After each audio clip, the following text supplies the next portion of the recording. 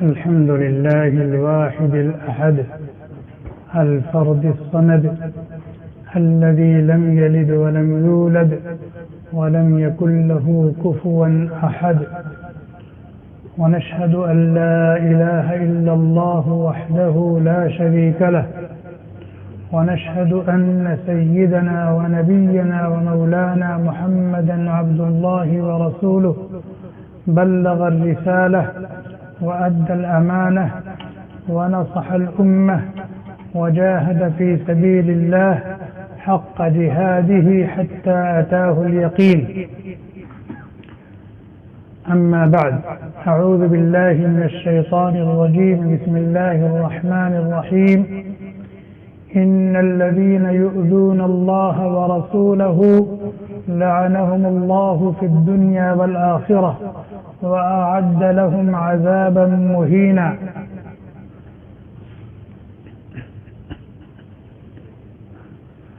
آج کی ہماری یہ نشست، آج کا ہمارا یہ درس،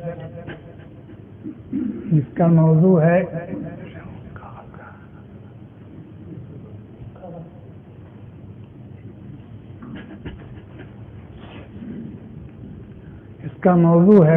عظمت ناموس رسالت.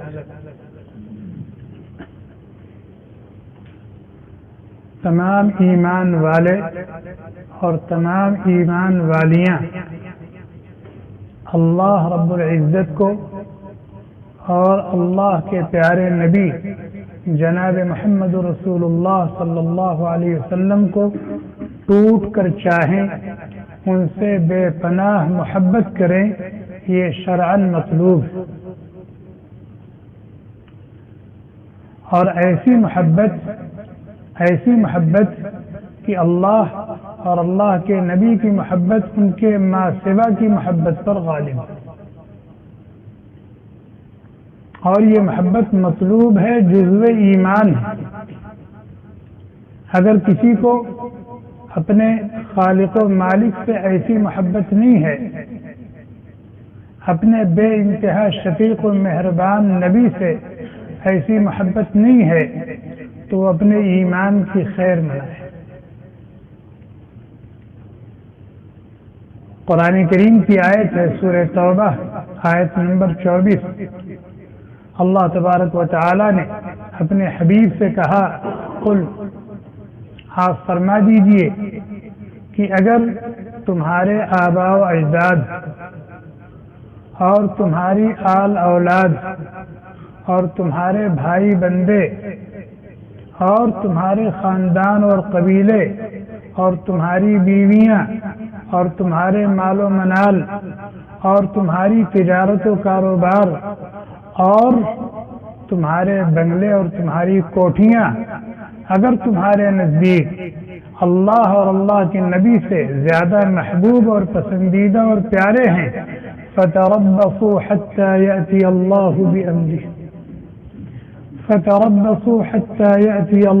بِأَمْرِهِ، تو انتظار کرو عذاب الہی، انتظار کرو عذاب الہی کا. وعید دیکھو کتنی شدید وعید کہ اگر اللہ اور اللہ کے نبی کے غیر کی محبت ان کی محبت پر غالب ہے، اللہ اور اللہ کے نبی کی محبت مغلوب ہے، تو عذاب الہی کی وعید سنائی جا رہی ہے.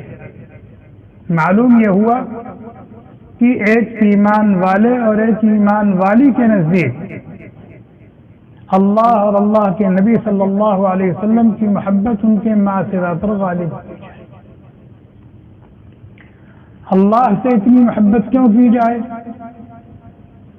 اس لیے کہ وہ ہمارے خالق ہیں، ہمارے مالک ہیں، ہمارے مولا اور معبود ہیں، ہمارے مشکل کشا اور حاجت روا ہیں، ہمارے مسائل کو حل کرنے والے ہیں، ہماری حاجات کو پورا کرنے والے ہیں، قدم قدم پر ہماری نگہبانی اور ہماری دستگیری کرنے والے ہیں.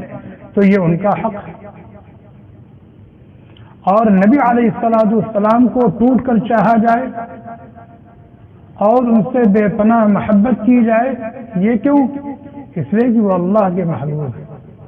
محبوب کی چیز محبوب ہوتی ہے، وہ اللہ کے محبوب ہیں، اور محبوب کی ہر چیز محبوب اور پیاری ہوتی ہے، اور اس لیے ان کو ٹوٹ کر چاہا جائے، ان سے بے پناہ محبت کی جائے کہ انہی کی برکت سے ہمیں اللہ کی معرفت نصیب ہو، ان کے ذریعے سے اللہ کے احکامات اور اللہ کے پیغامات ہم تک پہنچے۔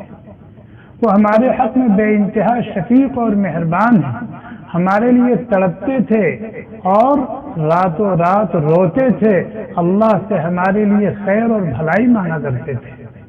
کل قیامت کے دن جب کوئی کسی کا پرسان حال نہیں ہوگا تو ہماری سفارش فرمائے گی۔ جہاں بندہ بوند بوند کے لیے ترسے گا، وہ اپنے حوض کوثر سے، اپنے دست مبارک سے آب کوثر پلائیں گے۔ اس لیے یہ ان کا حق ہے کہ ان کو ٹوٹ کر چاہا جائے، ان سے بے پناہ محبت کی جائے۔ اور اللہ سے محبت کا تقاضا کیا ہے کہ ان کی الوہیت پر، ان کی ربوبیت پر، ان کے اسماء و صفات پر اس طرح سے ایمان لایا جائے جیسے قرآن و سنت میں مطلوب ہے۔ ہر قسم کے شرک سے دور رہا جائے، چاہے وہ شرک خفی ہو، چاہے شرک جلی ہو۔ اللہ تعالیٰ کن امور سے راضی اور خوش ہوتے ہم ان کو معلوم کریں، اور ان کو کر کے اللہ کو راضی اور خوش کرنے کی کوشش کریں۔ کن امور سے اللہ تعالیٰ ناراض اور ناخوش ہوتے ہیں ان کو معلوم کریں، اور ان امور سے بچ کر اللہ کی ناراضگی اور ناخوشنودی سے بچنے کی فکر کریں۔ نبی کریم صلی اللہ علیہ وسلم کی نبوت و رسالت پر ایمان لائیں، اور آپ کے طور طریقے میں دنیا اور آخرت کی کامیابی کا یقین ہمیں ہو کہ آپ جو دین لے کر کے آئے ہیں، آپ کی جو تعلیمات اور ہدایات ہیں، آپ کے جو طور طریقے ہیں، اسی میں ہماری کامیابی ہے، دنیا میں بھی اور آخرت میں بھی۔ اور آپ کی سنتوں سے اپنے شب و روز کو جگمگایا جائے، آپ کے لائے ہوئے دین کو دوسروں تک پہنچایا جائے۔ اور وہیں اللہ کا اور اللہ کے نبی کا ایک یہ بھی حق ہے کہ اگر کوئی کتا بھونکتا ہے، اللہ کی شان میں گستاخی کرتا ہے، اللہ کو گالیاں دیتا ہے، برا بھلا کہتا ہے، اللہ کے نبی کی شان میں گستاخی کرتا ہے، ناشائستہ اور نازیبا کلمات کہتا ہے، الٹی سیدھی حرکتیں کرتا ہے، تو ان کا دفاع کیا جائے، ان کا دفاع کیا جائے، ایسے کتوں کی زبان کاٹ لی جائے، ان کے منہ کو بند کیا جائے، اس کے لیے جو بھی قدم اٹھانے پڑے۔ یہ اس محبت کا تقاضا ہے، یہ اس محبت کا تقاضا ہے۔ اللہ کے نبی علیہ الصلوۃ والسلام نے فرمایا لا يؤمن احدكم حتى اكون احب اليه من والده وولده والناس اجمعين۔ تم میں کا کوئی صحیح معنوں میں مومن ہو ہی نہیں سکتا جب تک کہ میں اس کے نزدیک اس کے ماں باپ سے، اس کے بیٹوں اور بیٹیوں سے، حتیٰ کہ دنیا جہان کے لوگوں سے زیادہ محبوب اور پیارا نہ ہو جاؤں۔ اور نبی کی محبت حقیقت میں اللہ سے محبت ہے۔ من احبنی فقد حب اللہ۔ اللہ کے نبی علیہ الصلوۃ والسلام نے فرمایا جس نے مجھ سے محبت کی اس نے اللہ سے محبت کی۔ من آذانی فقد آذ اللہ۔ جس نے مجھے ستایا اس نے در حقیقت اللہ کو ستایا۔ من اطاعنی فقد اطاع اللہ۔ جس نے میری اطاعت و فرما برداری کی، میرا کہا مانا، اس نے در حقیقت اللہ کی اطاعت کی، اللہ کا کہا مانا۔ حضرت عمر بن خطاب رضی اللہ تعالی عنہ نبی کریم صلی اللہ علیہ وسلم کی مجلس میں حاضر تھے۔ اللہ کے نبی علیہ الصلوۃ والسلام کے ہاتھوں میں حضرت عمر بن خطاب رضی اللہ تعالی عنہ کا ہاتھ تھا، یعنی اللہ کے نبی علیہ الصلوۃ والسلام پیار سے عمر کے ہاتھ کو اپنے ہاتھ میں لیے ہوئے تھے۔ نبی کی بے پناہ شفقت اور محبت پر عمر بن خطاب جھوم گئے اور کہنے لگے یا رسول اللہ لا انت احب الی من کل شیء الا من نفسی۔ آپ میرے نزدیک دنیا جہان کی تمام چیزوں سے زیادہ محبوب اور پیارے ہیں سوائے میری جان کے، سوائے میری جان کے۔ اللہ کے نبی علیہ الصلوۃ والسلام نے فرمایا لا یا عمر، لا یا عمر، لا یا عمر، ابھی ایمان مکمل نہیں ہے، ابھی ایمان مکمل نہیں ہے، حتی اکون احب الیک من نفسک، یہاں تک کہ میں تمہیں تمہاری جان سے بھی زیادہ پیارا نہ ہو جاؤں۔ چنانچہ عجیب لوگ تھے، نبی کے تربیت یافتہ تھے، ان کے ہاں تو انقلاب آنے میں، دل کی دنیا بدلنے میں دیر نہیں لگتی تھی۔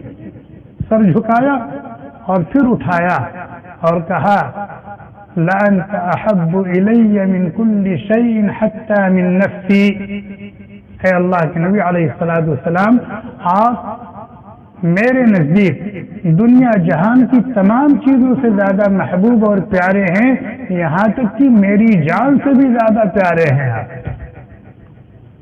اسی حقیقت کو اللہ تعالیٰ نے قرآن میں بیان کیا، النبی اولیٰ بالمؤمنین من انفسہم، النبی اولیٰ بالمؤمنین من انفسہم، نبی ایمان والوں کے نزدیک ان کی جانوں سے بھی زیادہ چہیتے، پیارے، محبوب اور محترم اور معظم اور مکرم۔ النبی اولیٰ بالمؤمنین من انفسہم وازواجہ امہاتہم، اور ان کی بیویاں ایمان والوں کی مائیں ہیں۔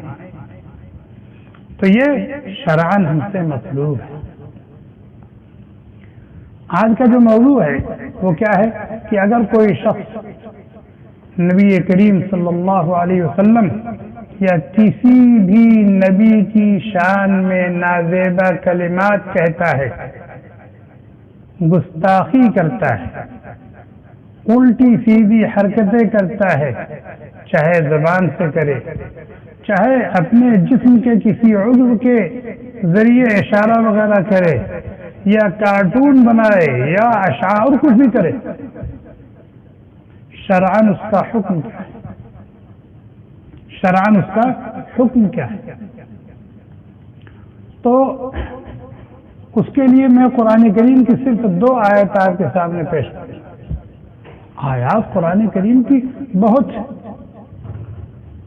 جن میں اس حقیقت کو بیان کیا گیا ہے کہ نبی کی شان میں گستاخی کرنے والے کا کیا حکم ہے، لیکن چونکہ وقت نہیں ہے اس لیے صرف 2 آیت پیش کی جائے گی۔ اسی طریقے سے کتب احادیث میں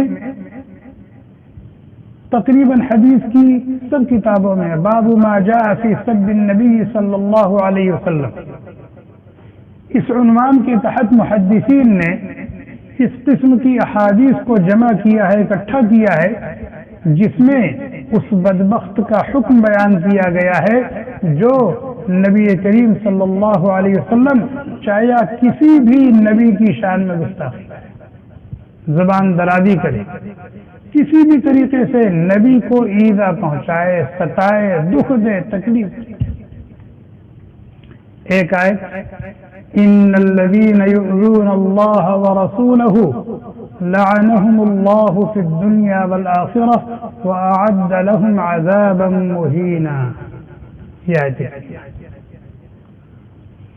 جو لوگ اللہ کو اور اللہ کے رسول کو ایذا دیتے ہیں، تکلیف پہنچاتے ہیں کسی بھی طریقے سے، ان الذین یؤذون اللہ ورسولہ لعنهم اللہ فی الدنیا والآخرہ، ان پر اللہ کی لعنت ہے دنیا میں بھی اور آخرت میں بھی، ان پر اللہ کی لعنت ہے دنیا میں بھی اور آخرت میں بھی۔ لعنت کسے کہتے ہیں؟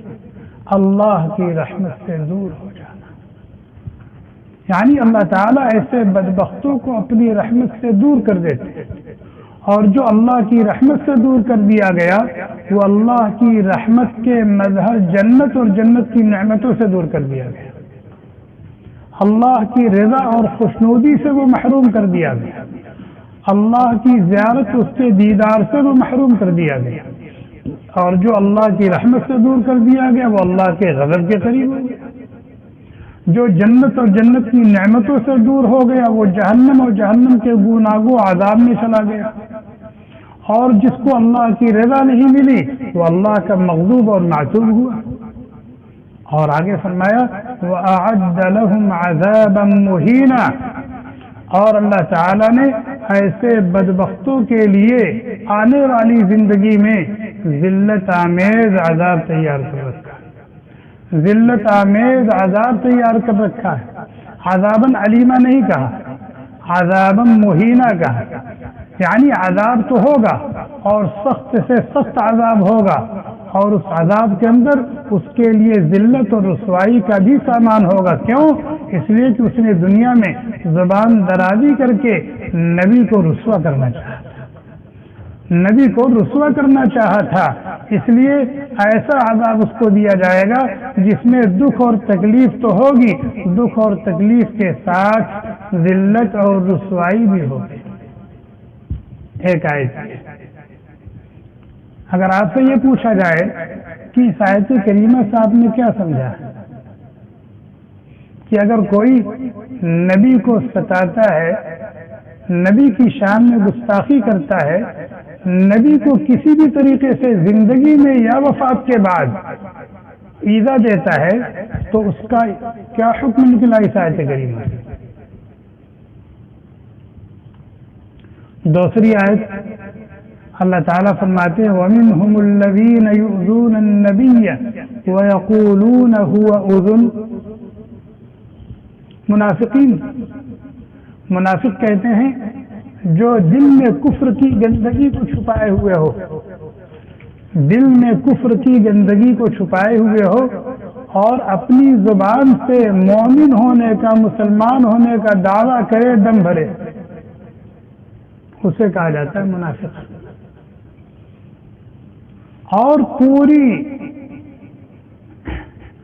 دنیا کے لوگ دور نبوت میں مدنی زندگی میں تین قسموں پر تھے: پکے کھرے مومن، پکے اور کھرے کافر، اور ان دونوں کے درمیان دوغلی پالیسی رکھنے والے، کہ جب ایمان والوں سے ملتے ہیں تو کہتے ہیں آمنا، وَإِذَا لَقُوا الَّذِينَ آمَنُوا قَالُوا آمَنَّا وَإِذَا خَلَوْا إِلَى شَيَاطِينِهِمْ قَالُوا إِنَّا مَعَكُمْ۔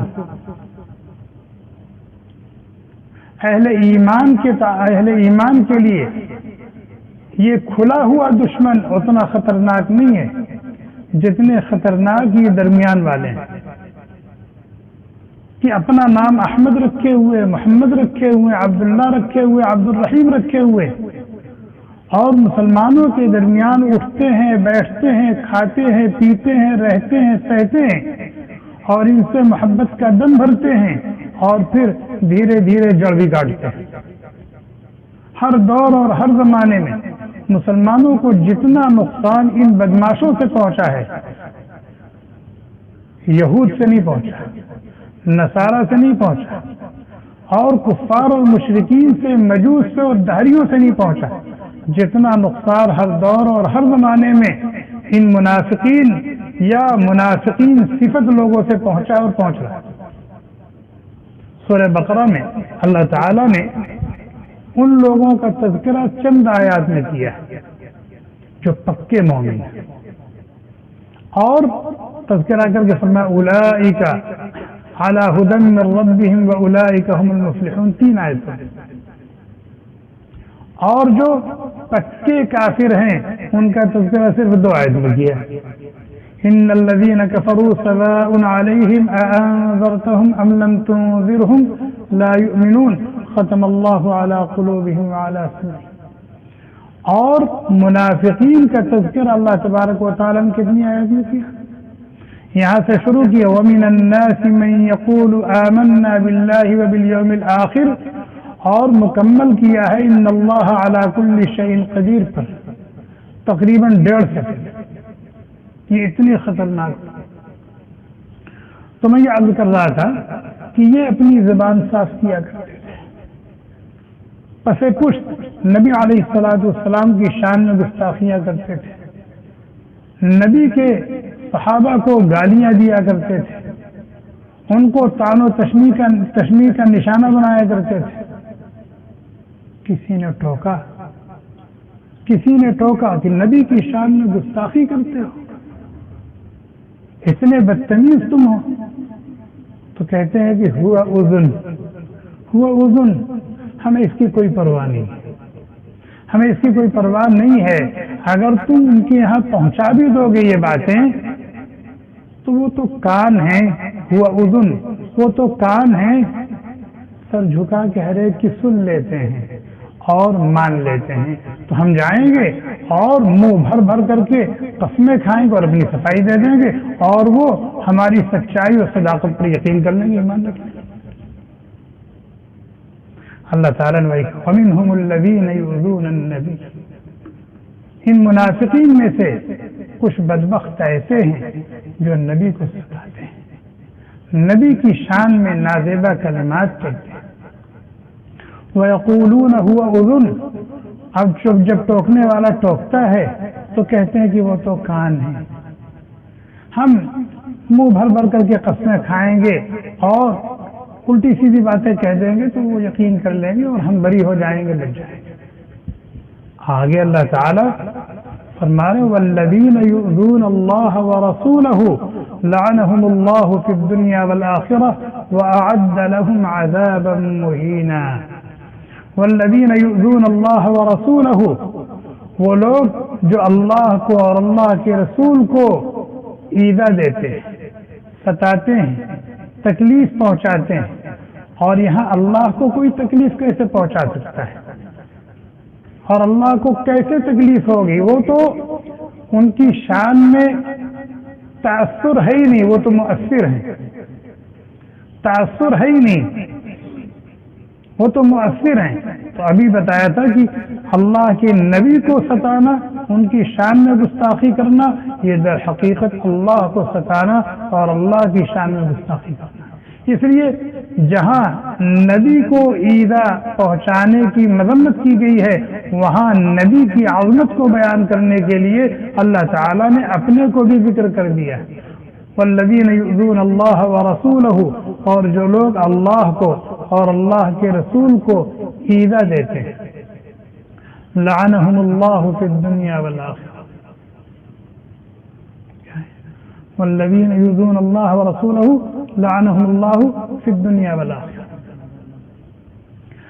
اور اس سے دو آیت کے بعد آیت ہے، اللہ تعالیٰ کہتے ہیں وَلَئِن سَأَلْتَهُمْ، اور اگر آپ ان بدبختوں سے پوچھیں کہ تم نے یہ ناشائستہ حرکت کیوں کی، کتوں کی طرح کیوں بھوکتے رہتے ہو، لَيَقُولُنَّ إِنَّمَا كُنَّا نَخُوضُ وَنَلْعَبُ، لَيَقُولُنَّ إِنَّمَا كُنَّا نَخُوضُ وَنَلْعَبُ، تو وہ کہیں گے کہ ہم تو مذاق کر رہے تھے، ہم تو دل لگی کر رہے تھے، ہم تو دل بہلا رہے تھے، ہم تو ٹائم پاس کر رہے تھے، ہمارا مقصد نبی کی شان میں گستاخی کرنا تھوڑا ہی تھا۔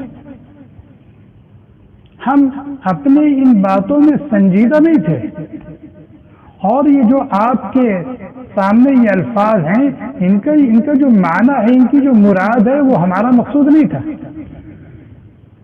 وہ ہمارا مقصود نہیں تھا۔ یعنی آؤکی بوکی مارنے لگتے ہیں، لیپا پوتی کرنے لگتے ہیں۔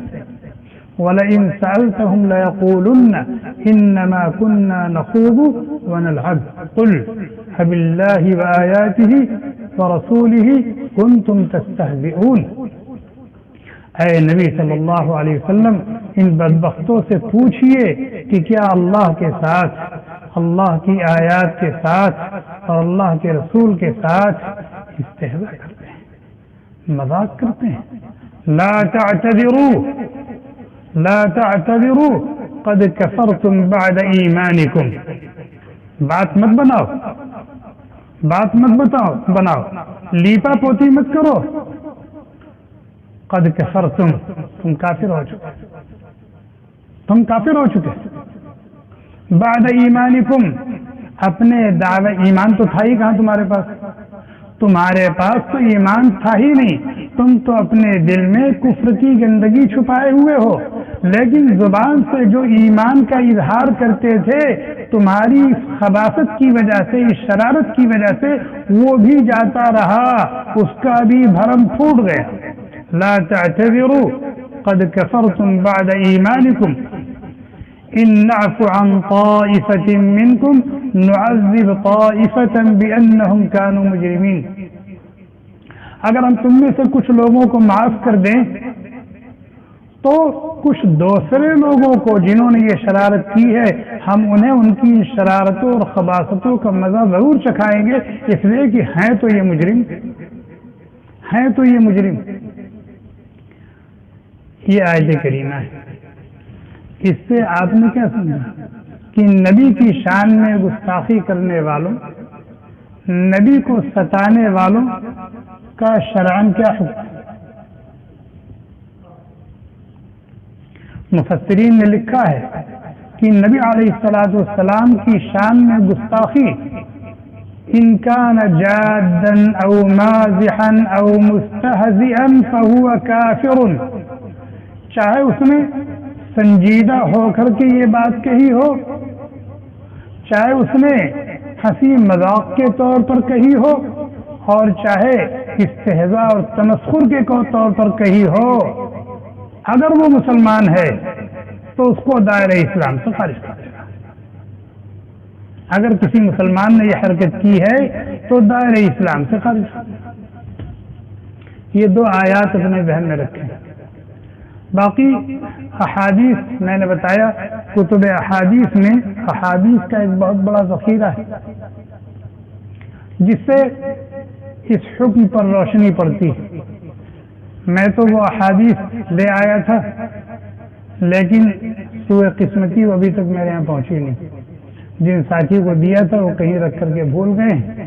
میں نے یہ سوچا کہ وہ احادیث مجھ سے تو ابھی سن لیں گے، میں بیان کروں گا تو، لیکن اگر ساتھ ہوگی تو آپ بھی دیکھ لیں گے اپنی آنکھوں سے کہ یہ حدیث ابو داؤد شریف کی ہے، نسائی شریف کی ہے، ترمذی شریف کی، ابن ماجہ شریف کی۔ تو یہ حکم جو آپ کا، یہ جو عقیدہ آپ کا پختہ ہوگا، یہ جو حکم آپ کو معلوم ہوگا، وہ آپ ان حدیث کو اپنی آنکھوں سے خود دیکھیں گے۔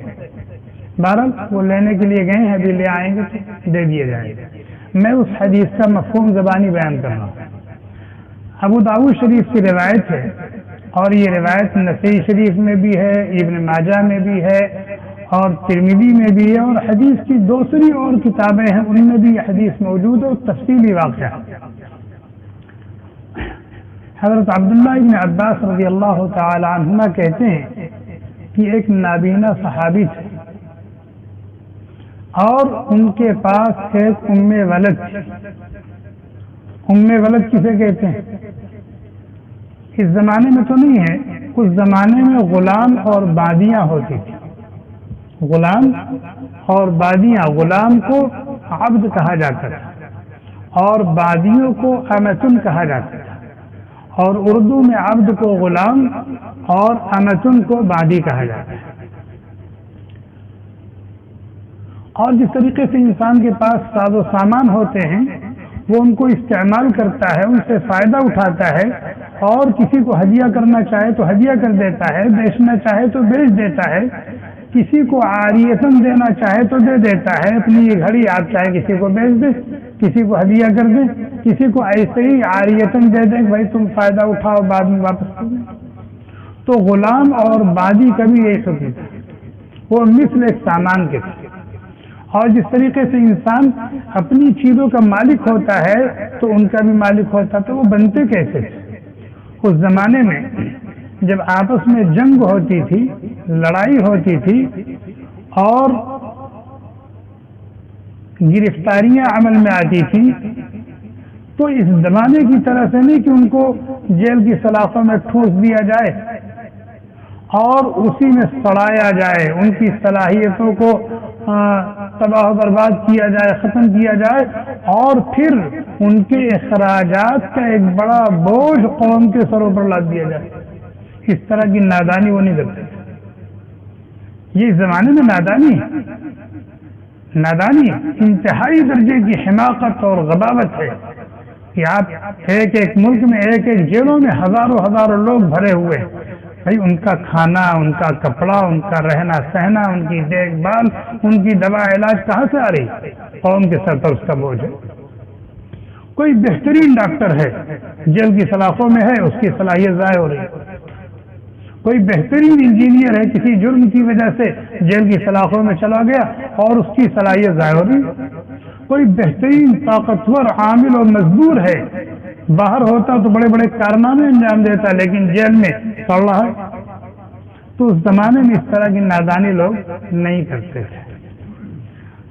غنیمت کے طور پر جو ساز و سامان ملتے تھے وہ مجاہدین پر تقسیم کر دیے جاتے تھے اصول شرع کے مطابق، اور جو گرفتاریاں ہوتی تھیں وہ بھی مجاہدین پر تقسیم کر دیے جاتے تھے، وہ بھی مجاہدین پر تقسیم، مرد گرفتار ہوتے تھے وہ بھی تقسیم کر دیے جاتے تھے مال غنیمت کے طور پر، عورتیں گرفتار ہوتی تھی، بچے گرفتار ہوتے تھے، بچیاں گرفتار ہوتی تھی تو وہ بھی تقسیم کر دیے جاتے تھے، تو وہ ان کی ملکیت ہو جاتے تھے۔ اب اس طرح سے وہ کھلی فضا میں سانس تو لے رہے ہیں نا، بھلے ان کے اوپر ایک داغ لگ گیا عبد اور غلام ہونے کا، لیکن کھلی فضا میں سانس تو لے رہے ہیں، کسی کے اوپر بوجھ تو نہیں ہے، ان کی صلاحیتیں ضائع تو نہیں ہو رہی ہیں۔ تو یہ غلام ہوتے تھے اور بادی ہوتی تھی۔ تو جس طرح سے آدمی کو اپنی بیوی سے لطف اندوز ہونے کا حق حاصل ہوتا ہے شرعاً، اسی طرح سے مرد کو اپنی بادی سے بھی لطف اندوز ہونے کا حق حاصل رہتا ہے۔ تو یہ نابینا صحابی تھے، تو ان کی ایک بادی تھی، اور وہ بادی غیر مسلم تھی، غیر مسلم تھی یعنی مسلمان نہیں تھی، اور بادی سے لطف اندوز ہونے کے لیے اس کا مسلمان ہونا ضروری نہیں، جبکہ بیوی کے لیے مسلمان ہونا ضروری، لیکن اگر بادی ہے تو اس سے حق استمتاع کے لیے، لطف اندوز ہونے کے لیے، فائدہ اٹھانے کے لیے اس کا مسلمان ہونا ضروری نہیں۔ اگر بادی سے اس کے مالک نے صحبت کی، اس کے نتیجے میں بچہ پیدا ہوا، تو اب اس بادی کو شریعت میں ام ولد کہا جاتا ہے، ام ولد۔ ابھی حدیث آئے گی، میں پڑھ کے سناؤں گا، اس میں یہ لفظ آیا ہے، اسی لیے میں اس کی وضاحت کر رہا ہوں۔ اس کو ام ولد کہا جاتا ہے، یعنی جب وہ آپ کے بچے کی ماں بن گئی تو ام ولد یعنی بچے کی ماں، تو اب اس کے اندر ایک گناہ آزادی آ گئی، اب مالک اس کو بیچ نہیں سکتا، اور مالک کے مرنے کے فوراً بعد وہ آزاد ہو جائے گی، تو یہ ہے ام ولد۔ تو نابینا صحابی تھے، ان کے پاس ایک ام ولد تھی، اس سے 2 بچے پیدا ہوئے۔ صحابی کہتے ہیں کأنہما لؤلؤان، گویا کہ وہ موتی اتنے حسین و جمیل، اتنے خوبصورت تھے، موتی کی طرح، جیسے موتی صاف شفاف اور چمکدار ہوتا ہے کہ دیکھنے والے دیکھتے رہ جائے، یہ موتی نہیں جو تسبیح کے دانے ہوتے، اور جو قیمتی موتی ہوتا ہے جو شاہوں کے تاج میں جڑا جاتا ہے، اس موتی سے وہ تشبیہ دے رہے ہیں۔ اور فرمایا کہ یہ ام ولد اپنے مالک پر بڑی مہربان تھی، یعنی صحابی نابینا تھے جو ان کے مالک تھے، بہت خدمت کرتی تھی۔ کانت رفیقۃ علیہ، بے انتہا شفیق تھی، بے انتہا مہربان تھی، بڑی خدمت گزار تھی، لیکن تھی غیر مسلم۔ تو نبی علیہ الصلوۃ والسلام سے اس کو بے انتہا بیر تھا، بے انتہا عداوت تھی، دشمنی تھی، کوئی بھی موقع وہ ہاتھ سے جانے نہیں دیتی تھی، جب بھی موقع ملتا تھا زبان صاف کرتی تھی۔ یہ صحابی اس کو سمجھاتے تھے اللہ کی بندی ایسا نہ کر، یہ غلط بات ہے، بری بات ہے، میری ایمانی غیرت اور دینی حمیت کو ٹھیس پہنچتی ہے جب تم اس طرح کی شرارتیں کرتی ہو، اور تمہاری یہ بکواس مجھ سے برداشت نہیں ہوتی۔ اس کو سمجھاتے تھے، ڈانٹتے تھے، دھمکاتے تھے، لیکن وہ مان کے نہیں دیکھتے اور اپنی اس حرکت سے باز نہیں آتی۔ ایک روز رات میں اس نے اپنا پھر یہی کام شروع کیا، گالیاں دینے لگی، نبی علیہ الصلوۃ والسلام کو برا بھلا کہنے لگی، نبی کی شان میں گستاخی کرنے لگی، نازیبہ کلمات کہنے لگی۔ صحابی نے پھر روکا، دیکھ باز آ جا، اب پانی سر سے اوپر جا رہا ہے، لیکن پھر بھی وہ باز نہیں آئی، اٹھے اور مغول، حدیث میں جو لفظ آیا مغول، تلوار ہوتی ہے چھوٹی تلوار جس کو نیزہ کہہ لیں، خنجر کہہ لیں، وہ ان کے پاس تھا، اٹھایا اور یہاں رکھا اور زور سے دبایا. ان کی غیرت ایمانی جاگ گئی. دینی حمیت نے ان کو مجبور کر دیا ایسا کرنے پر. ان کے 2 پھول جیسے بچوں کی ماں ہے، وہ نابینا ہے، ان کا آخری سہارا ہے، وہ بے انتہا شفیق اور مہربان ہے، اور خود بھی بے انتہا خوبصورت تھی. یہ نابینا تھی، یہ تو دیکھ نہیں پاتے تھے، لیکن لوگ کہتے تھے کہ تمہاری لونڈی بے انتہا خوبصورت، تمہاری بازی بے انتہا خوبصورت. لیکن ایک طرف یہ سب کچھ اور ایک طرف ایمانی غیرت اور دینی حمیت. ایک طرف بچوں کا مسئلہ ہے، خود اپنا مسئلہ ہے، اپنی حسین و جمیل خوبصورت بادی کا مسئلہ ہے، اور ایک طرف نبی کی عزت، ایک طرف شان نبوت ہے. بس برچھا اٹھایا اور سینے میں لگایا اور اس پر بیٹھ گئے. تھوڑی دیر میں اس کا کام ہوا. حتیٰ کہ چھوٹا بچہ تھا، جب وہ تڑپ رہی تھی تو وہ بچہ اس کے دونوں پیروں کے بیچ میں آ گیا اور خون میں لتپت ہو گیا. اس کا قصہ تمام ہو گیا. صبح ہوئی، خبر پھیل گئی کہ ایک باجی اسی طرح سے اس کا قتل ہو گیا ہے، اس کا خون بہا ہے. اللہ کے نبی علیہ الصلوۃ والسلام مسجد میں کھڑے ہوئے لوگوں کے مجمع میں، اور آپ نے قسم کھائی اور کہا کہ میں قسم کھا کے کہتا ہوں اور تم کو اللہ کا واسطہ دیتا ہوں کہ بادی کو کس نے قتل کیا ہے، بادی کو کس نے قتل کیا.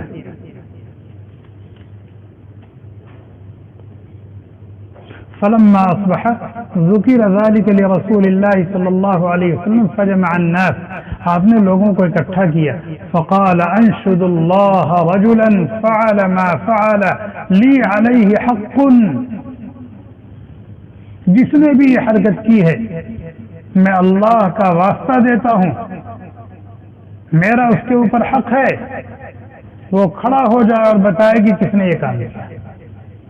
کوئی کھڑا ہی نہیں بیٹھا، کوئی اٹھ ہی نہیں رہا. اللہ کے نبی علیہ الصلوۃ والسلام نے یہ بات پھر ارشاد فرمائی تو نابینا صحابی کھڑے ہوئے. یتخطى الناس وهو يتزلزل. حدیث کے الفاظ یتخطى الناس وهو يتزلزل. نابینا صحابی مجمع میں سے کھڑے ہوئے اور کانپ رہے تھے. نبی کی شان، نبی کا جلال، اس لیے کہ خون کا مسئلہ ہے، خون کا مسئلہ ہے، اور خون کا بدلہ خون ہوا کرتا ہے، خون کا بدلہ خون ہوا کرتا ہے. ان کو یہی اندیشہ تھا. اس وقت غیرت دینی اور حمیت ایمانی جاگی تھی، انجام پر نظر نہیں گئی. اب انجام ذہن میں آیا تو اب کانپ رہے تھے. نبی علیہ الصلوۃ والسلام کے قدموں میں جا پڑے اور کہا فقال یا رسول اللہ انا صاحبها. اے اللہ کے نبی علیہ الصلوۃ والسلام، میں اس کا مالک ہوں، میں اس کا آقا ہوں، یہ میری ام ولد ہے. کانت تشتمک وتقع فیک. یہ آپ کو گالیاں دیتی تھی، یہ آپ کو گالیاں دیتی تھی، آپ کی شان میں نازیبا کلمات کہتی تھی، گستاخیاں کرتی تھی. فانہاها فلا تنتہی. میں اس کو روکتا تھا، ٹوکتا تھا، منع کرتا تھا، لیکن یہ باز نہیں آتی تھی. وازجرها فلا تنزجر. میں اس کو ڈانٹتا تھا، دھمکیاں دیتا تھا، لیکن اس کے اوپر کوئی اثر نہیں تھا. ولی منها ابنان. میرے اس سے 2 بچے ہیں، مثل اللؤلؤتین. پھول کی طرح سے، موتیوں کی طرح سے، انتہائی حسین و جمیل، خوبصورت. وکانت بی رفیقتن. اور وہ میرے حق میں بے انتہا شفیق تھی، مہربان تھی، خدمت گزار تھی. فلما كان البارحہ جعلت تشتمک وتقع فیک. گزشتہ شب پھر اس نے یہ حرکت شروع کر دی، آپ کو گالیاں دینے لگی اور آپ کی شان میں گستاخیاں کرنے لگی. فاخذت المغول. میں نے خنجر اٹھایا، فوضعته فی بطنها، اس کے پیٹ پر رکھا، واتکأت علیہا، اور خود اس پر میں نے زور دیا، ٹیک لگایا، حتی قتلتها، یہاں تک کہ یہ حادثہ پیش آ گیا، میں نے اس کو قتل کر دیا۔ فقال النبی صلی اللہ علیہ وسلم الا اشہدوا ان دمها ہدر، سب لوگ کان کھول کر سن لو اور گواہ رہنا کہ اس کا خون یوں ضائع گیا، اس کا خون یوں ضائع گیا، اور اس کے خون بہانے والے کو کوئی سزا نہیں دی جائے گی، اس کی یہی سزا تھی جو جرم اس نے ہی کیا، جو جرم اس نے کیا تھا اس جرم کی یہی سزا ہے، اور اس کا خون یوں ہی ضائع اور رائگا گیا، اور جس نے یہ کام کیا ہے وہ مجرم نہیں ہے، اس کو کوئی سزا نہیں دی جائے گی۔ یہ سزا ہے کس کی؟ آیات میں تو آپ لوگ خاموش رہے کہ وہاں سے مسئلہ نکالا جائے، حکم نکالا جائے، لیکن یہاں تو موضوع بالکل واضح ہے، 2 اور 2 4 کی طرح سے واضح ہے۔ یہ ایک حدیث اپنے ذہن میں رکھیں، ایک حدیث اور پیش کرتا ہوں، اس حدیث کو سن لیجیے، میں پڑھ دیتا ہوں پہلے۔ عن ابن عباس رضی اللہ عنہما یقول ان اعمى كانت له ولد، ایک نابینا ان کی ایک ولد تھی، تشتم النبی صلی اللہ علیہ وسلم وتقع فیہ، نبی علیہ الصلوۃ والسلام کو گالیاں دیتی تھی اور نبی کی شان میں گستاخی کرتی تھی، فینہاها فلا تنتہی، یہ نابینا صحابی اس کو روکتے تھے، وہ نہیں باز آتی تھی، اس کو ڈراتے دھمکاتے تھے، اس کے اوپر اس کا کوئی اثر نہیں پڑتا تھا۔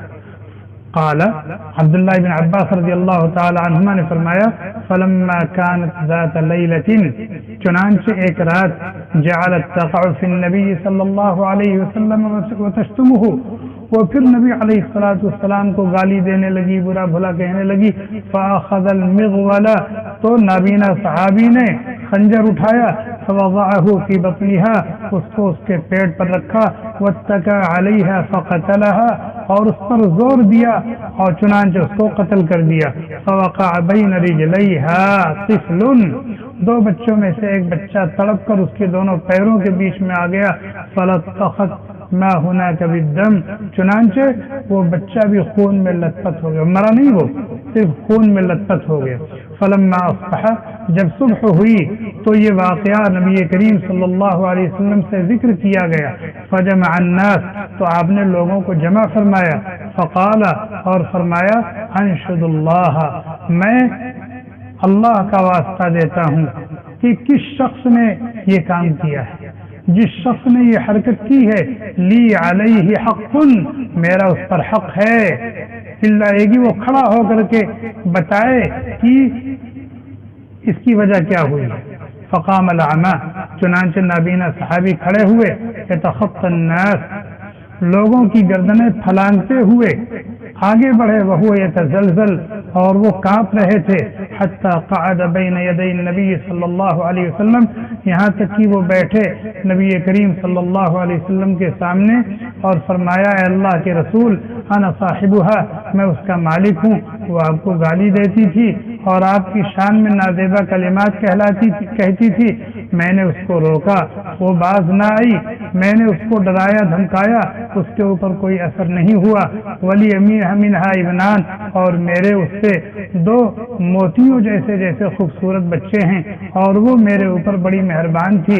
فلما كان البارحہ، گزشتہ شب، جعلت تشتمک وتقع فیک، پھر وہ گالی دینے لگی اور آپ کی شان میں نازیبہ کلمات کہنے لگی، میں نے نیزہ لیا اور اس کے پیٹ پر رکھا اور اس پر زور دیا، یہاں تک کہ میں نے اس کو مار دیا۔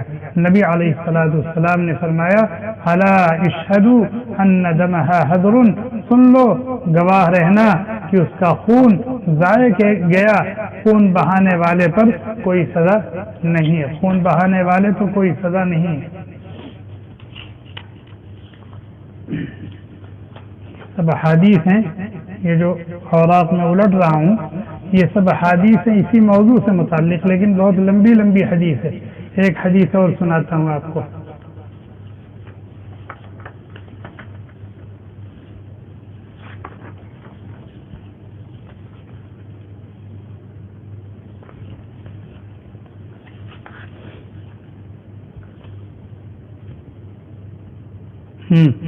حضرت علی رضی اللہ تعالی عنہ راوی عن علی رضی اللہ عنہ ان یہودیۃ كانت تشتم النبی صلی اللہ علیہ وسلم وتقع فیہ فخنقها رجل حتى ماتت فابطل رسول اللہ صلی اللہ علیہ وسلم دمها.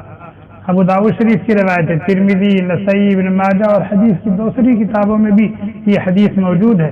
حضرت علی رضی اللہ تعالیٰ عنہ راوی ہیں، وہ کہتے ہیں کہ ایک یہودیہ تھی، وہ نبی علیہ الصلوۃ والسلام کو گالی دیتی تھی، نبی کی شان میں گستاخی کرتی تھی. فخنقها رجل، ایک صحابی کو جلال آیا، وہ اٹھے اور اس کا گلا دبا دیا. فخنقها، اس کا گلا دبا دیا. حتی ماتت، یہاں تک کہ وہ ٹیں ہو گئی. کیا ہو گئی؟ ٹیں ہو گئی، یعنی مر گئی. فابطل رسول اللہ صلی اللہ علیہ وسلم دمها، اللہ کے نبی علیہ الصلوۃ والسلام نے اس کے خون کو ضائع قرار دیا، یعنی اس کے ساتھ جس نے یہ معاملہ کیا تھا اس کو کوئی سزا نہیں دی. دو آیت آپ کے سامنے آئی اور دو حدیث میں نے آپ کو سنائی. اس کے علاوہ قرآن کریم میں اور بھی آیات ہیں اور کتب احادیث میں اور بھی احادیث ہیں جن کی روشنی میں ہر دور اور ہر زمانے، ہر جگہ اور ہر علاقے کے علماء محققین نے یہی حکم نکالا ہے کہ نبی کی شان میں گستاخی کرنے والا، نبی کی عزت و آبرو سے کھلواڑ کرنے والا مستحق قتل ہے، واجب القتل ہے. اس کی سزا یہ ہے کہ اس کے سر کو اس کے تن سے جدا کر دیا جائے. لیکن اس میں تھوڑی سی تفصیل ہے، آپ تھوڑا سا توجہ دیں، وہ تفصیل سمجھ میں آ جائے گی. اس طرح کی ناشائستہ حرکت کرنے والا دو حال سے خالی نہیں، یا تو مسلمان ہوگا یا کافر ہوگا. اگر مسلمان ہے اور اس نے اس طرح کی ناشائستہ حرکت کی ہے، جیسا کہ اس طرح کے بدبخت اس زمانے میں بہت ہے، اس طرح کے بدبخت اس زمانے میں، شقی اس زمانے میں بہت ہیں، مسلمان کہے جاتے ہیں، مسلم معاشرے میں رہتے ہیں اور بسا اوقات وہ نمازی بھی ہوتے ہیں، لیکن اس طرح کی ناشائستہ حرکتیں کر جاتے ہیں. تو اگر اس طرح کی ناشائستہ حرکت کرنے والا مسلمان ہے تو اس کو سمجھایا جائے گا، اس کو بتایا جائے گا اور اس کو توبہ اور استغفار کی تلقین کی جائے گی. اس لیے وہ تو کافر ہو گئے، قد کفرتم بعد ایمانکم، وہ تو کافر ہو گئے. اب اس کو معاملہ سمجھایا جائے گا، معاملے کی سنگینی کو بتایا جائے گا. اگر وہ سمجھ گیا اور توبہ استغفار کر لیا اور پھر اسلام میں داخل ہو گیا، مرتد ہو گیا تھا نا، حلقہ بگوش اسلام ہو گیا، تو اس کی توبہ قبول ہے کہ نہیں ہے؟ علماء اہل حق کہتے ہیں کہ اس کی توبہ قبول ہے. اگر توبہ کی شرائط پائی جا رہی ہیں، اس نے توبہ کر لی، اصلاح حال کر لی، تو وہ پھر سے مسلمان ہو گیا، وہ پھر سے مسلمان ہو گیا. لیکن اس حرکت ناشائستہ کی وجہ سے جو اس کے اوپر حد آئی تھی قتل کی، اس توبہ کی وجہ سے وہ حد ساقط ہوگی کہ نہیں ہوگی؟ جو حد آئی تھی قتل کی وہ حد ساقط، مسلمان تو ہو گیا وہ توبہ کر کے، اصلاح حال کر کے مسلمان ہو گیا، آپ کافر نہیں ہے وہ. لیکن یہ جو حد اس کے اوپر آئی تھی نبی کی شان میں گستاخی کرنے کی وجہ سے، وہ حد ساقط ہوگی کہ نہیں ہوگی؟ اس موضوع پر ایک معرکۃ الآراء کتاب ہے، الصارم المسلول علی شاتم الرسول، شیخ الاسلام ابن تیمیہ رحمۃ اللہ علیہ کی کتاب ہے، اسی موضوع پر لکھی حضرت نے بہت ہی معرکۃ الآراء کتاب لکھی. حضرت نے اس میں علماء اہل حق کا اجماع نقل کیا ہے کہ اس سے یہ حد ثابت نہیں ہوگی، اس سے یہ حد ثابت نہیں ہوگی، اسے قتل کیا جائے گا، اسے قتل کیا جائے گا.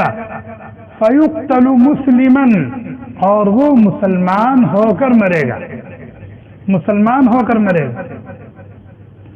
اسے قتل کیا جائے گا اور وہ مسلمان ہو کر مرے گا. اس کو غسل دیا جائے گا جیسے مسلمانوں کو غسل دیا جاتا ہے، اس کو کفن پہنایا جائے گا، اس کی نماز جنازہ پڑھی جائے گی، اس کے لیے دعائے رحمت و مغفرت کی جائے گی، مسلمانوں کی قبرستان میں اس کو دفن کیا جائے گا اور وہ مسلمان مرا. اور جو ترکہ وہ چھوڑے گا اس کے ورثہ میں شریعت کے بتائے ہوئے اصولوں کے مطابق وہ ترکہ تقسیم کیا جائے گا. یہ کون ہے؟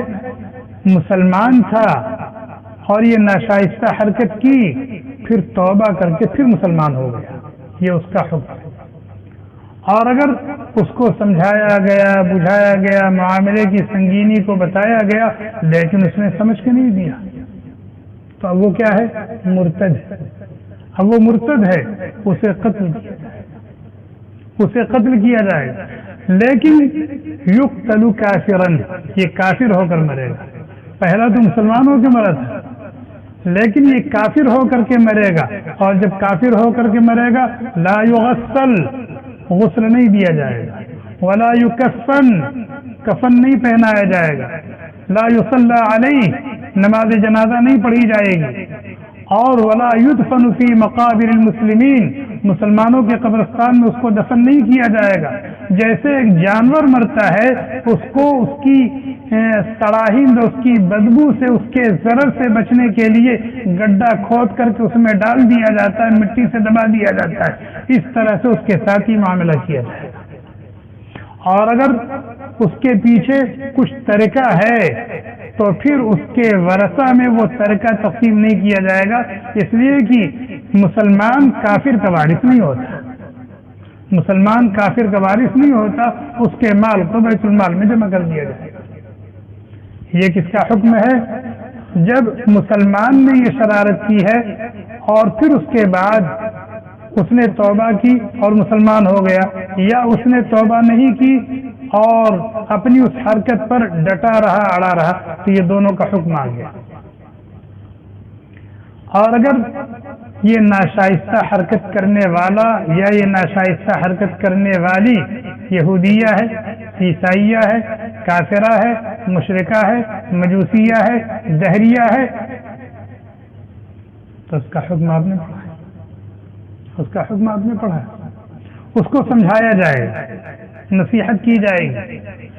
اگر وہ سمجھ گیا، مان گیا اور حلقہ بگوش اسلام ہو گیا تو اس سے یہ حد ثابت ہو جائے گی. یعنی یہ حرکت کرنے والا کافر تھا اور پھر وہ مسلمان ہو گیا تو اب اسے قتل نہیں کیا جائے گا، اسے قتل نہیں کیا جائے گا. کیوں؟ الاسلام یہدم ما کان قبلہ، اسلام کفر کے زمانے کے تمام معاملات کو مٹا دیتا ہے، ہٹا دیتا ہے، ختم کر دیتا ہے. لیکن اگر وہ اپنے کفر پر باقی ہے اور یہ ناشائستہ حرکت اس نے کی ہے تو پھر حداً اس کو قتل کیا جائے گا، حداً اس کو قتل کیا جائے گا. جیسے دیکھیے اس صحابی نے قتل کیا اور اللہ کے نبی علیہ السلام نے ان قتل کرنے والے کو کوئی سزا نہیں دی، اور ان صحابی نے اس یہودیہ کا گلا گھونٹ کر کے اس کو مار دیا. اللہ کے نبی علیہ السلام نے اس کے خون کو ضائع قرار دیا اور ان کو کوئی سزا نہیں دی. یہ آیات قرآنیہ اور احادیث نبویہ کی روشنی میں حکم 2 اور 2:4 کی طرح سے کھل کر کے آپ کے سامنے آ گیا کیا کہ ایسے شریروں اور بدماشوں کی سزا اسلام میں کیا ہے. بعض بے غیرت، بے حمیت، جن کے اندر نام تو مسلمان کا ہے، مسلم معاشرے میں رہتے سہتے ہیں، لیکن ایمانی غیرت ان کے اندر نہیں ہے، دینی حمیت ان کے اندر نہیں ہے، وہ کہتے ہیں نبی کے زمانے میں بھی تو لوگ نبی کو گالیاں دیا کرتے تھے، اللہ کے نبی سب کو قتل کرتے تو بھی پھرتے تھے. کہتے نہیں کہتے. ابھی جو ماضی قریب میں جو واقعہ پیش آیا ہے، ماضی قریب میں جو واقعہ پیش آیا ہے، اس واقعے سے متعلق بظاہر مشرع لوگ ہیں، اس طرح کی باتیں کرتے تھے. ایک معراج ربانی ہے، انڈیا کا رہنے والا، سعودیہ میں ہے، علماء اہل حق پر ہمیشہ کتوں کی طرح بھونکتا رہتا ہے. پاکستان میں جب اس واقعہ نامردیہ کے خلاف علماء اٹھے تو اس نے بھی بھونکنا شروع کر دیا. اس نے بھونکنا شروع کیا. اس کی تقریر میرے پاس. عجیب عجیب جملے اس نے کہے کہ کیا ہو گیا اور ایسا ہو گیا ویسا ہو گیا. نبی کے زمانے میں لوگ نبی کو گالیاں دیا کرتے تھے اور بہت سارے واقعات اس نے پڑھے. اللہ کے نبی نے کسی کو قدر نہیں. جی وہ نبی کی زندگی کا واقعہ ہے، وہ الگ ہے، اور نبی کی وفات کے بعد جو پیش آنے والے واقعات ان کا حکم الگ ہے. اور یہ لوگ یہ کہہ دیتے ہیں کہ نبی کے زمانے میں بھی اس طرح. چنانچہ آپ دیکھیں گے اس طرح کے بہت سارے واقعات. کسی نے نبی کی شان میں گستاخی کی، الٹی سیدھی باتیں کہی، حضرت عمر تلوار لے کے آ گئے. اے اللہ کے نبی علیہ الصلوۃ والسلام، آپ اجازت دیجیے، اضرب عنقہ اضرب عنق هذا المنافق، اس کی گردن اڑا دوں. معلوم یہ ہوتا ہے اس کی سزا یہی ہے. کیا اس طرح کا واقعہ پیش آ جائے اور صحابی جوش میں تلوار لے کے کھڑے ہو جائیں، اس کا مطلب یہ کہ اس کی سزا یہی ہے. تبھی تو صحابی نے یہ اجازت چاہیے. حضرت عمر، کبھی حضرت عمر کھڑے ہو رہے ہیں، کبھی حضرت علی کھڑے ہو رہے ہیں. موقع پر جو بھی صحابی ہوتا تھا اس طرح کی ناشائستہ حرکت دیکھتا تھا، جوش میں کھڑا ہو جاتا تھا تلوار لے کر کے. اے اللہ کے نبی علیہ الصلوۃ والسلام، آپ اجازت دیجیے اس منافق کی گردن اڑا دیں. اس کو کہتے ہیں غیرت ایمانی، اس کو کہتے ہیں دینی حمیت. اور ہماری آخری پونجی یہی ہے، ہماری آخری پونجی یہی ہے. کیا؟ غیرت ایمانی، دینی حمیت، اور نبی کو ٹوٹ کر چاہنا، نبی سے بے انتہا محبت کرنا، نبی کا دفاع کرنا. آج تیری ماں کو کچھ کہا جائے تیری غیرت جاگ جاتی ہے، تیرے باپ کو کچھ کہا جائے تو تجھے جلال آ جاتا ہے. تیری بیٹی اور تیری ماں اور تیری بیوی کی عزت پر کوئی حملہ کرے تو تیری آنکھ میں خون اتر آتا ہے. نبی کی اتنی بھی حرمت نہیں، نبی کا اتنا بھی مقام نہیں ہے. نبی کو کوئی گالی دے اور مسلمان کے کان میں جو تک نہ دے گے، اس کے خون میں ذرہ برابر گرمی نہ آئے، یہ بغیرتی ہے، بغیرتی ہے، بے حمیتی ہے. اس کو اپنے ایمان کا جائزہ لینا چاہیے. تو صحابہ کرام کا تلوار کھینچ کر کے کھڑے ہو جانا یہ اس بات کی دلیل ہے کہ سزا اس کی یہی ہے. باقی اللہ کے نبی علیہ الصلوۃ والسلام اس کی اجازت نہیں دیتے تھے.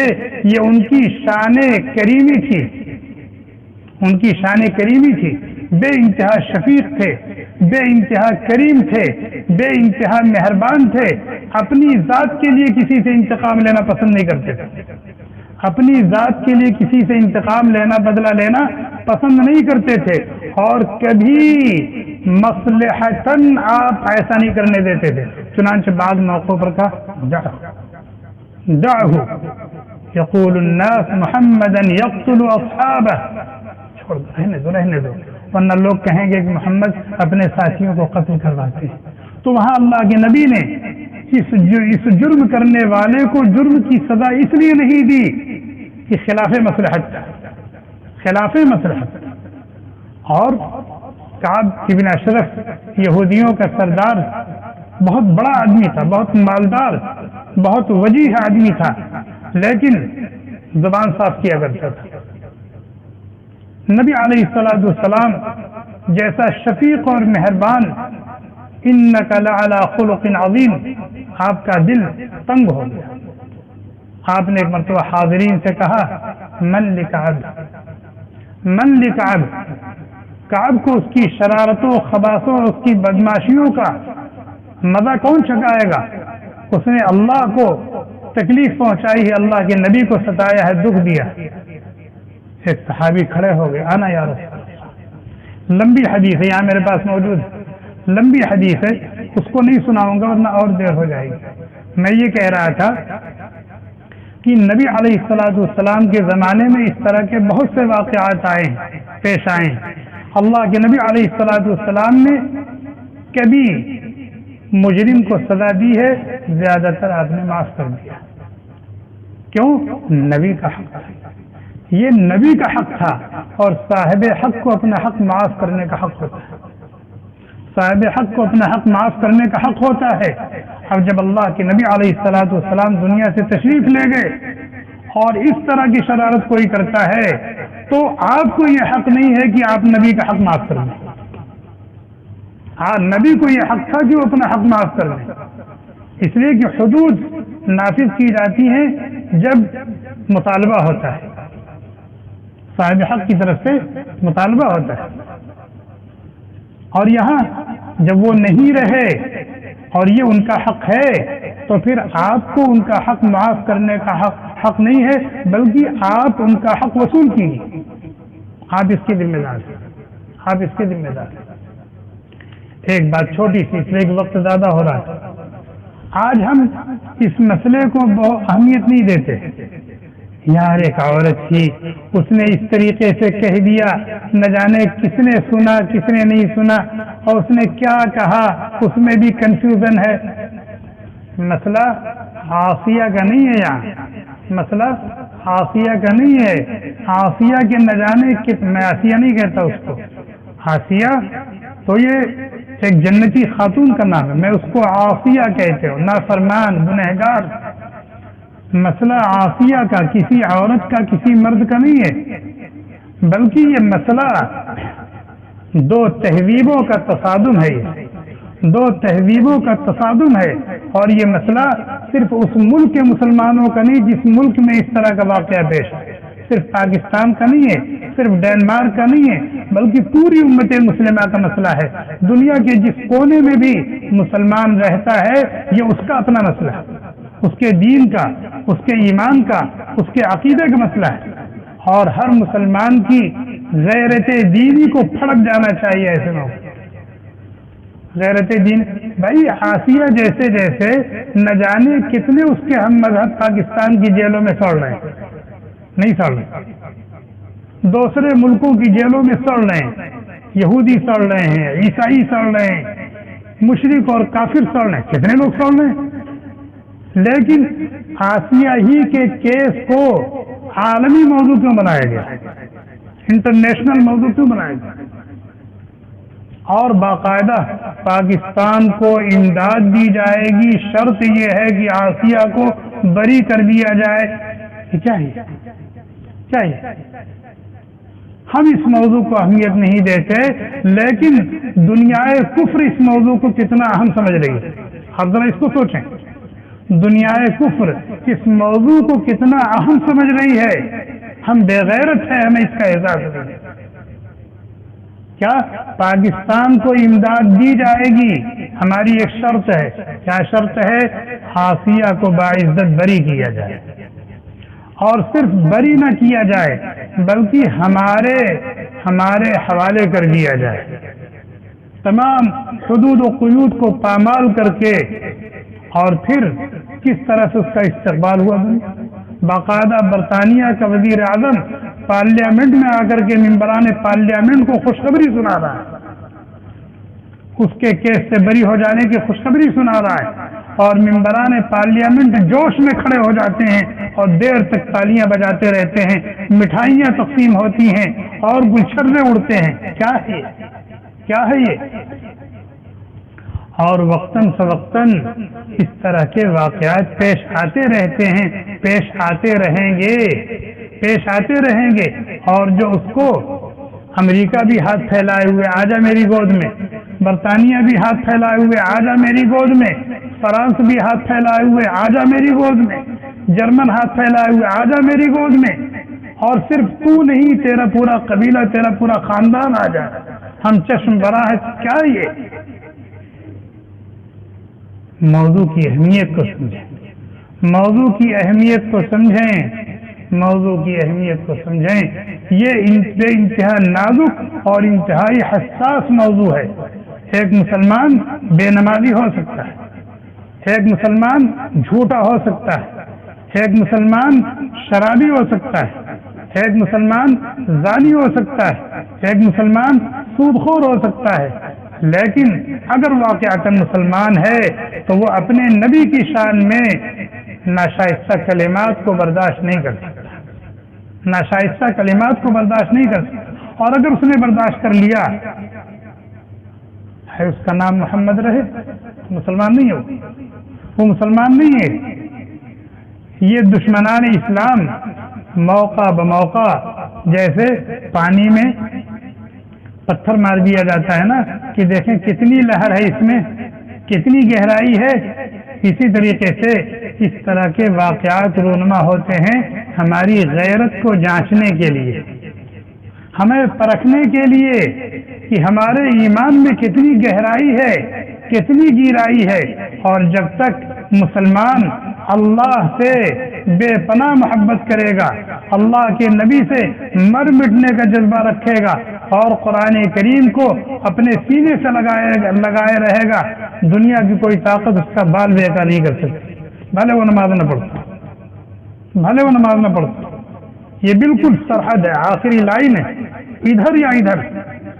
اگر ادھر ہے تو تو مسلمان ہے، اور اگر وہ غیرت اور دینی حمیت نہیں ہے، بھلے تو نماز پڑھتا ہے، روزہ رکھتا ہے، ذکر کرتا ہے، تلاوت کرتا ہے، دوسرے خیر و بھلائی کے کام کرتا ہے، لیکن اگر یہ غیرت ایمانی اور دینی حمیت نہیں ہے تمہارے اندر تو تم اپنے ایمان کی خیر مناؤ۔ اور یہ بھی سنیے، اگر اس طرح کا واقعہ کسی کے سامنے پیش آتا ہے، کوئی کتا کوئی کتی اس کے سامنے بھونکتا ہے یا بھونکتی ہے، اور وہ ایسی جگہ ہے جہاں قانون پر عمل ہوتا ہے، تو اس کتے کو پکڑو، اس کتی کو پکڑو، قانون کے حوالے کر دو، قانون کے حوالے کر دو۔ اور اگر ایسی جگہ پر ہے جہاں قانون نام کا ہے، قانون پر عمل نہیں ہوتا، دھاندلی ہے، کالا قانون ہے، وہاں اس نابینا صحابی سے سبق لینے کی ضرورت ہے، اس نابینا صحابی سے سبق لے اور ان کے نقش قدم پر چلتے ہوئے اپنے معاملے کو اللہ کے حوالے کر لے۔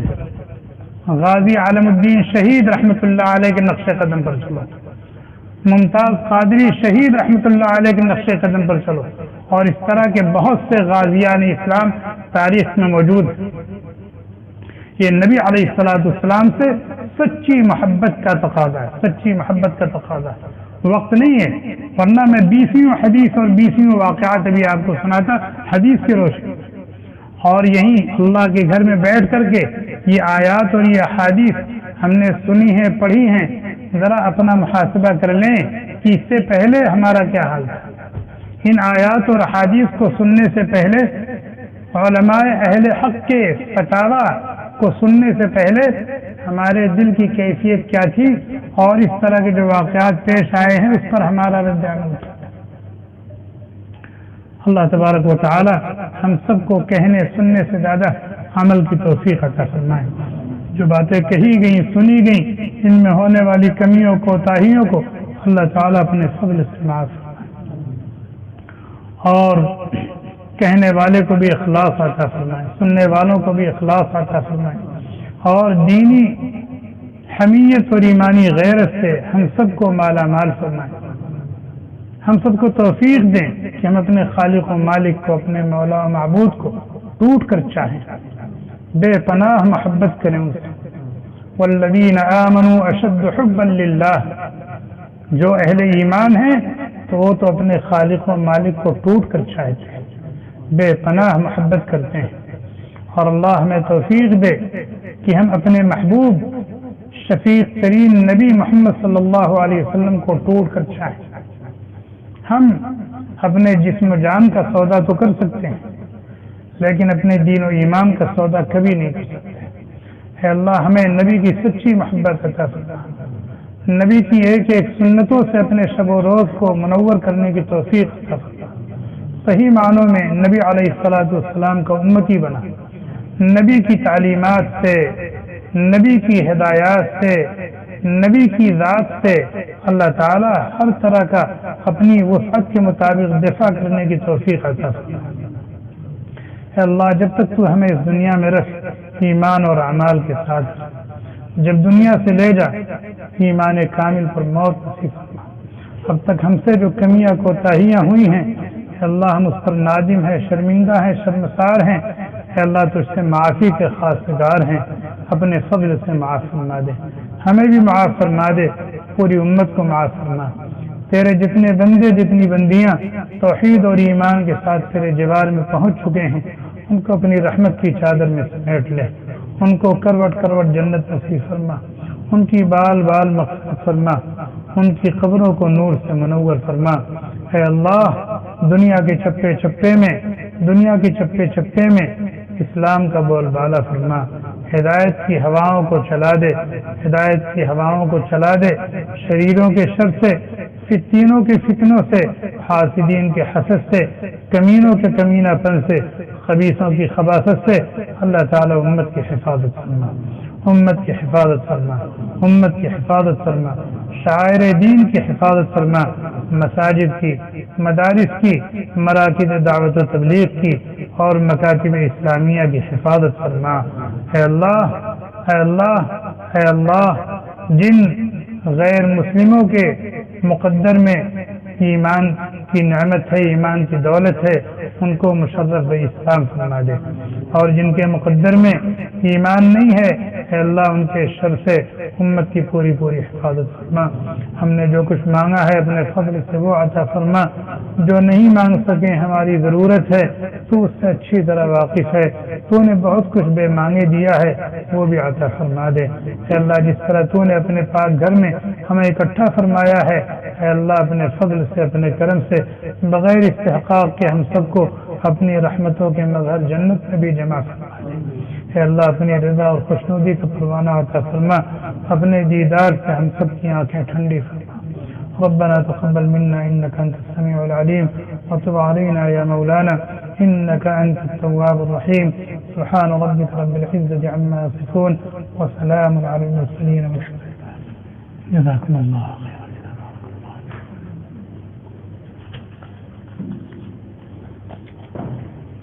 اس موضوع پر کتاب میں نے بتایا تھا الصارم المسلول علی شاتم الرسول، ہے تو عربی زبان میں لیکن اس کا اردو ترجمہ بھی ہوا ہے، انگریزی میں بھی ہے، ساتھی اس کو لیں اور اس کا مطالعہ کریں قاعدے سے اور اپنے اس عقیدے کو مستحکم اور مضبوط کریں۔ Thanks for watching. Don't forget to like, comment, share and subscribe to Al Wahid channel.